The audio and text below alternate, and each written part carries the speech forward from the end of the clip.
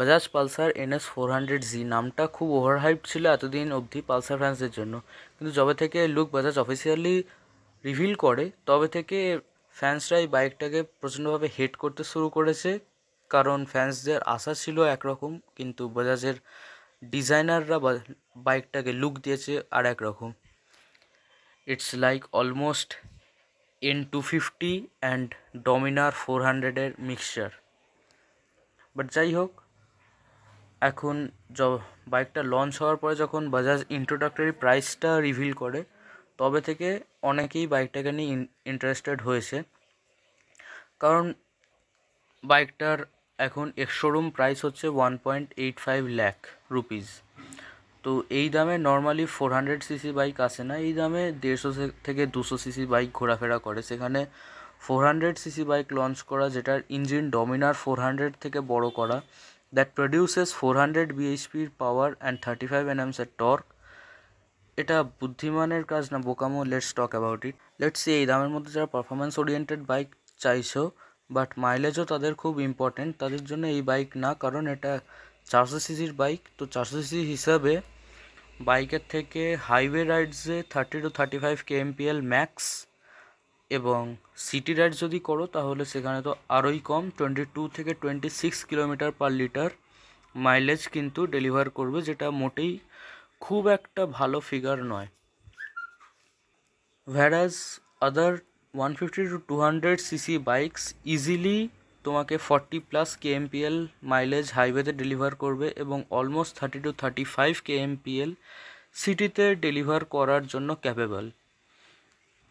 তাহলে প্রশ্নটা হচ্ছে এই বাইকটা কাদের জন্য? যারা 300 to 400cc বাইকের প্ল্যান করছিলে তারা অবশ্যই কম দামে একটা অপশান পেয়ে যাচ্ছ। বাট এই বাইকে আছে খালি performance, no super fancy colour TFT meter console like other competitors TVS Apache RTR 310 or KTM Duke 390. Hence the instrument cluster is feature loaded. তোমরা এখানে সমস্ত কিছু প্রায় পেয়ে যাবে যেগুলো কাজের feature, like Bluetooth connectivity, turn by turn navigation, riding modes, but not sure modes কতটা পাওয়ার আর টর্ক টুইক করে, যেমনটা TVS আর KTM-এর বাইকসে আমরা দেখেছি যে মোড সুইচ করার সাথে সাথে পাওয়ার আর টর্ক খানিকটা টুইক হয়। সো এখানে এই মোডসগুলো খানিকটা ABS মোডসের মতো কাজ করে। মোডসগুলো হলো রোড, রেঞ্জ, স্পোর্ট এবং অফ রোড। আর যারা একদম NS400-এর অন্ধ ভক্ত বা পাগল ছিলে NS400 বাইকটা কেনবার জন্য, তারা অবশ্যই এই বাইকটার দিকে দেখতে পারো। তবে এখানেও একটা টুইস্ট কোম্পানি রেখে দিয়েছে, ব্র্যান্ড বাইকটার নাম NS400Z রেখেছে, শেষে একটা জেড রেখেছে। So it's more like a successor model. যেমন KTM-এর ক্ষেত্রে দেখবে KTM অ্যাডভেঞ্চার 390 আছে, আবার অ্যাডভেঞ্চার 390X আছে। 390X যেটা ওটা সস্তার ভেরিয়েন্ট, ওটার মধ্যে ফিচার্স সব নেই কিন্তু পাওয়ার অ্যাডভেঞ্চার 390-র মতো আছে।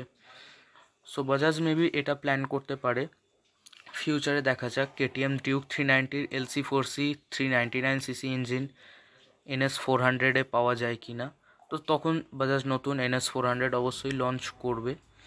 এটা সেম ডমিনার 400-এর 373cc DOHC ইঞ্জিন, যেটা বেশ কয়েক বছর ধরেই আমরা মার্কেটে দেখে আসছি এবং ইঞ্জিনটার পারফরমেন্স রিলায়েবিলিটি নিয়ে তেমন কোনো সমস্যা হয়নি কাস্টমার্সদের।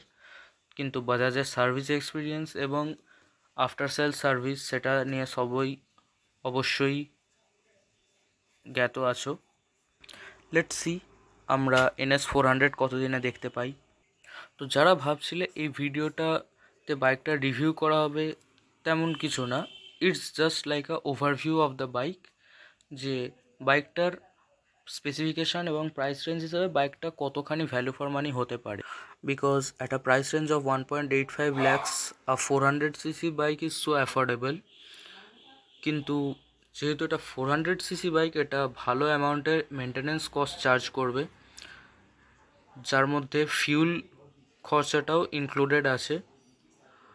যে that means you must have to think as a 400cc bike, তুমি যে সস্তায় 400 সিসি বাইক পাচ্ছ, তা বলে তার মেনটেন্যান্স খরচ কিন্তু 200 সিসির মতো হবে এরকমটা ভাবা মোটেই উচিত হবে না।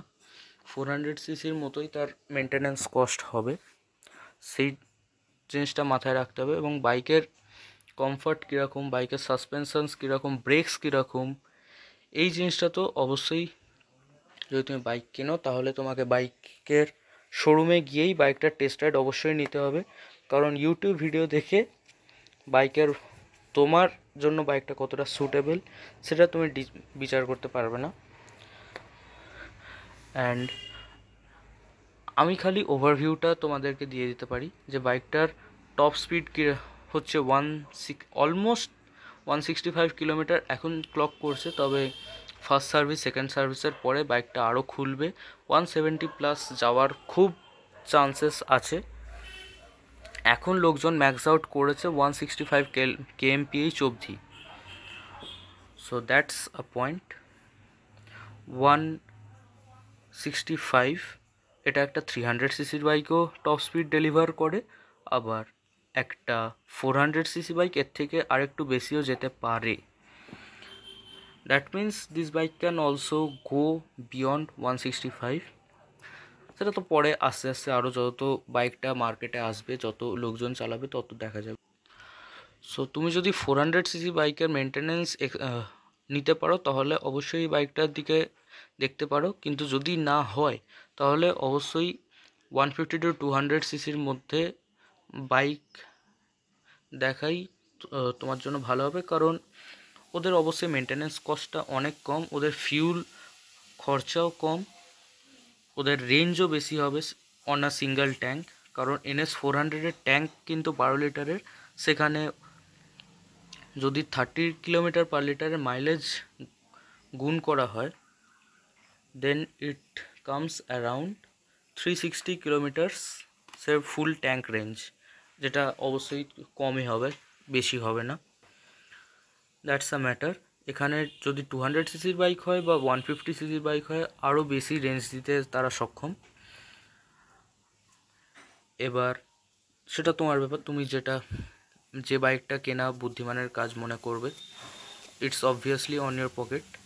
তো যদি তোমরা আরও অপশানস জানতে চাও এই 2 লাখ অন রোডের প্রাইস পয়েন্টে, তো আমি এটা নিয়ে ভিডিও ফিউচারে আনছি। এই ভিডিওটা দেখার জন্য অবশ্যই চ্যানেলটাকে সাবস্ক্রাইব করে রেখো যদি সাবস্ক্রাইব না করে থাকো, এবং এই চ্যানেলটাকে গ্রো করতে প্লিজ সাপোর্ট করো। আর NS 400-কে আর কি এই সিমিলার ক্যাটাগরির বাইকসের সঙ্গে কম্পেয়ার করা যায় সেটাও অবশ্যই কমেন্টে জানিও। আমিও চেষ্টা করবো আমার নিজের জ্ঞান মতো বাকি বাইকসের সঙ্গে কম্প্যারিজন ভিডিওস আনার। তোমরা যদি কমেন্টসে সাজেশন দাও তাহলে আমার জন্য আরেকটু ইজি হবে। That's it. So that's all for this video. This is Aditya Pramanik signing off.